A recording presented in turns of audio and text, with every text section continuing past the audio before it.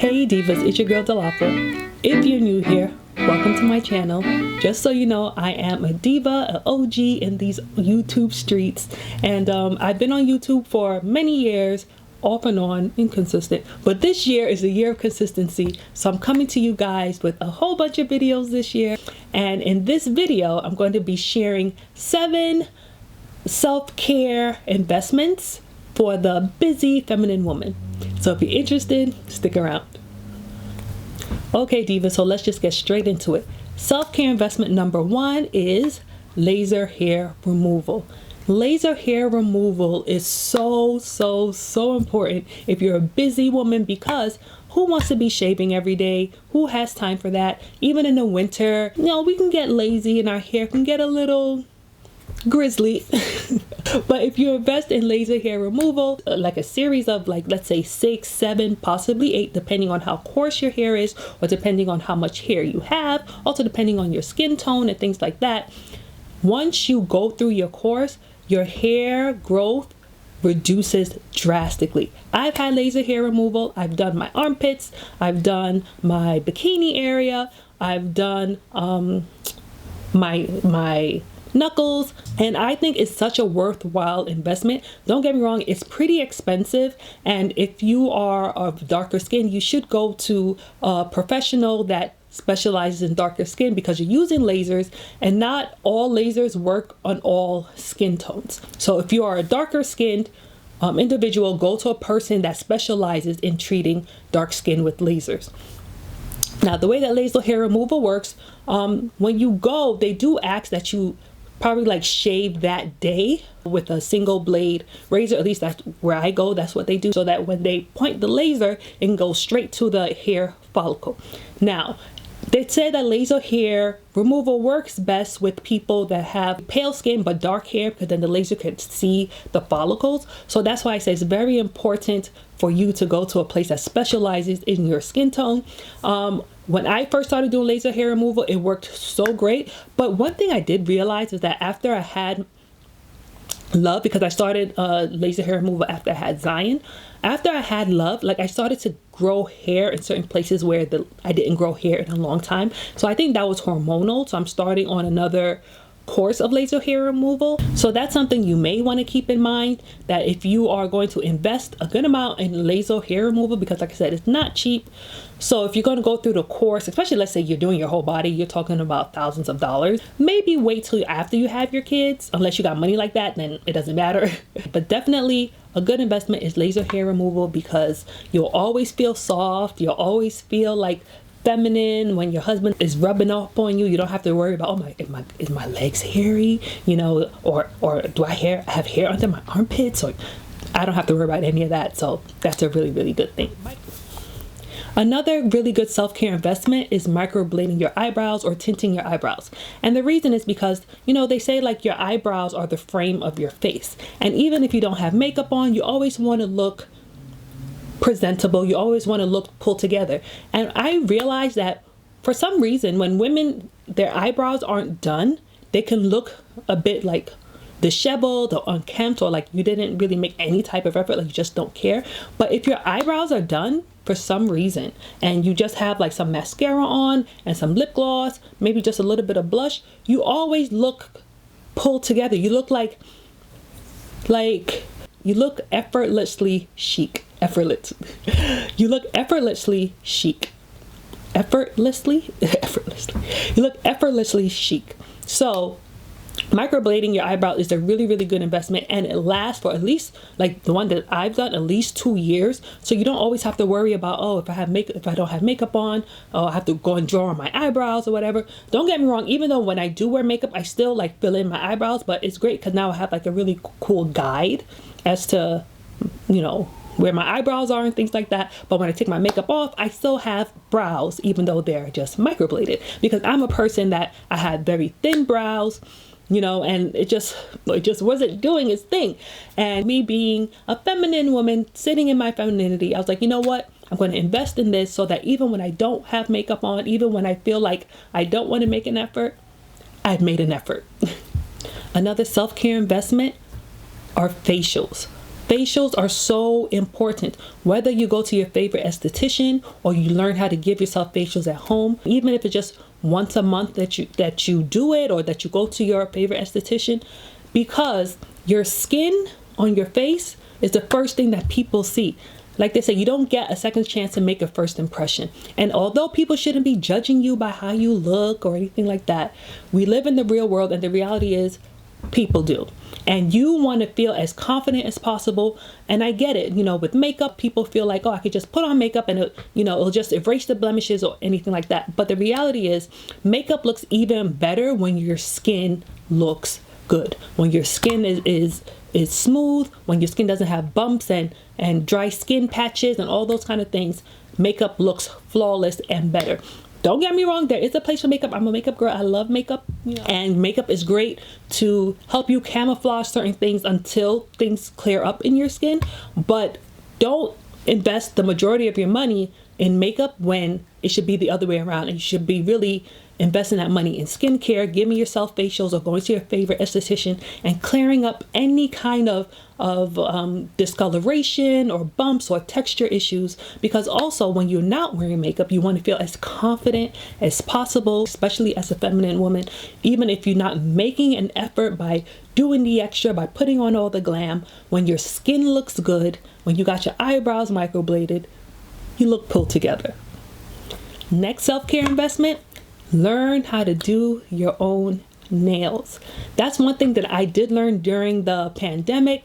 There were so many videos. I've watched Fumi Beauty, I think it's Fumi or Femi Beauty, and the Island Beauty, which is now Savannah Silver. Like, she has really good nail tutorials that works very, very well. I learned how to give myself, gel manicures, which is what I do right now, because for me, the reality is, now with having 2 kids, it's not as easy for me to get to the nail salon. And I hate going to the nail salon, even when I used to do my nails all the time, because for me, it just takes so much time. And every time that I'm there, I'm just like, I could be doing something else. You know what I'm saying? Like, it could take like 2 hours. By the time you drive to where you get your nails done, or if you take the subway or Uber or whatever, that's like 20-30 minutes. And then you find parking, then you go in, you might not be seen right away, and then by the time that they start, and then you get your nails done, and it's a whole thing. And then you go back to your car, and then you drive home. It could be like a 2-hour event, 2 hours, 2.5 hours. I don't like that. I don't like that. Now that I have kids, I'm like, I could spend that time with my kids. I could spend that time being more consistent on YouTube. You know what I'm saying? And I'm just like, no. And plus, right now, I'm in a stage of letting my own nails grow.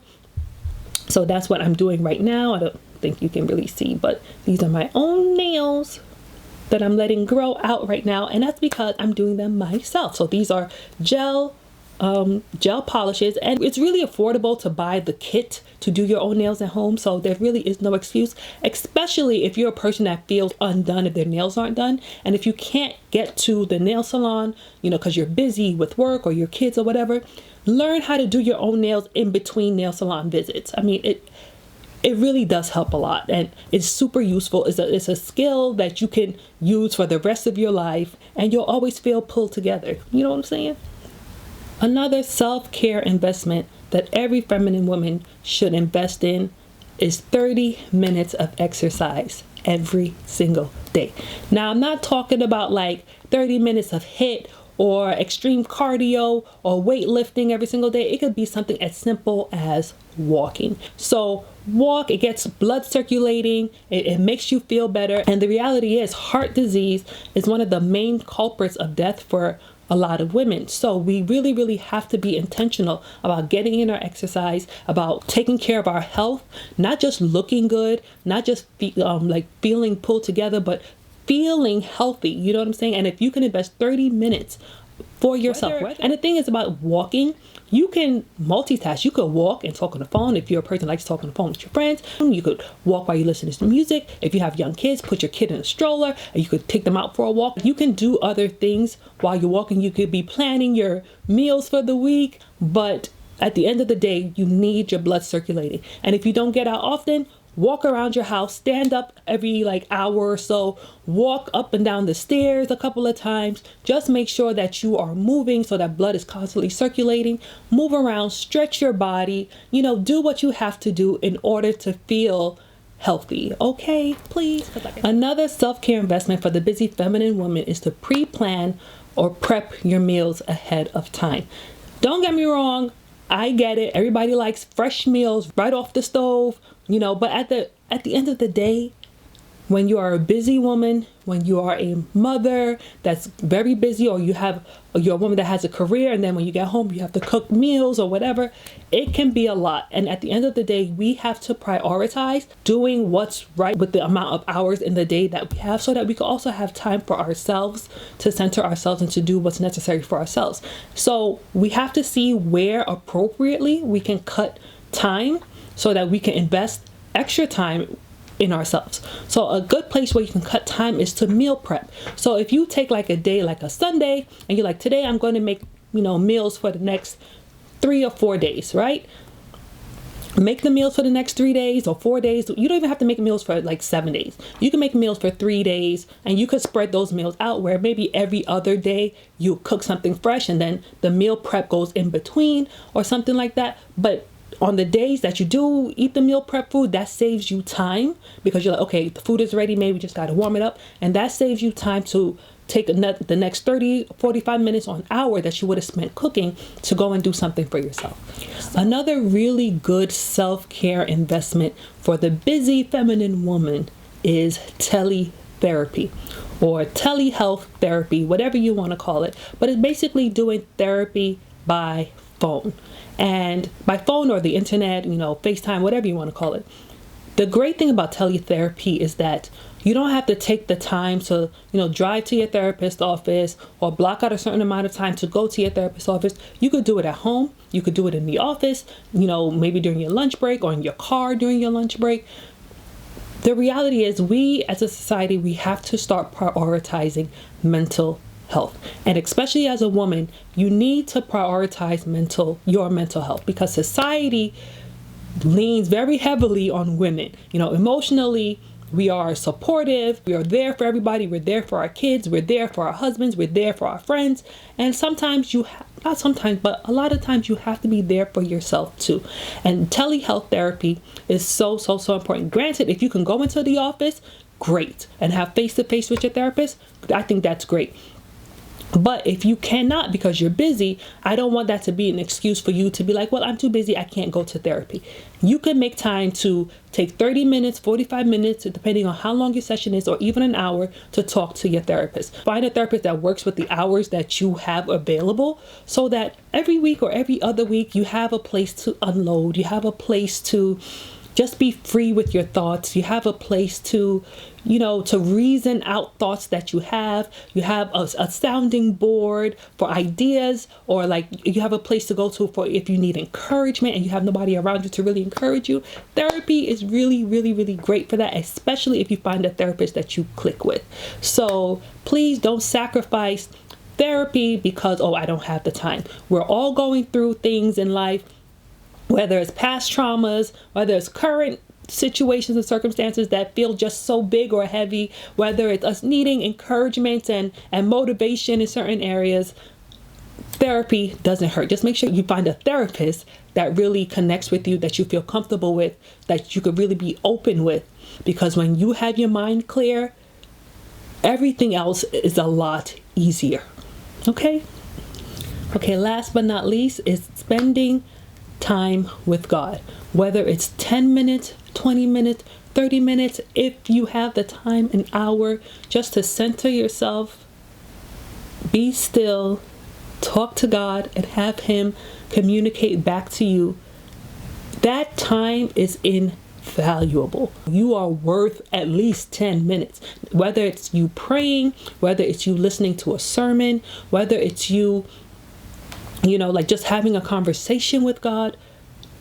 That time for yourself is invaluable. And that's where I say, wherever you can cut time in appropriate places, like by meal prepping or whatever, use that time, whether it's in the morning, in the afternoon, or evening. Just find a time that is comfortable for you, that you can do consistently, pretty consistently, to just spend time with God, to let your thoughts, your fears, your anxieties, just let it out and just have Him speak to you, to calm your spirit, to center you. And I get it, we're all busy, but that time, that investment of time is so invaluable, and you'll feel good about yourself afterwards. You feel like, wow, I can think clearer, I can make better decisions because of the time that I've spent. So definitely spend time with God whenever you can. All right, guys, so those were the 7 self-care investments that I think every feminine woman should really consider investing in, because they are so invaluable. I hope you guys like this video. There's going to be a series of cultivating femininity videos because of things that I'm understanding on this feminine journey for myself, things that I'm trying to understand more, things that I do understand, that I do get. I just want this to be a place where we can be open with each other. If you have certain tips and tricks that you want to, include in this, definitely leave it in the comments section below. And I love you divas so much, and take care, and see you in the next one.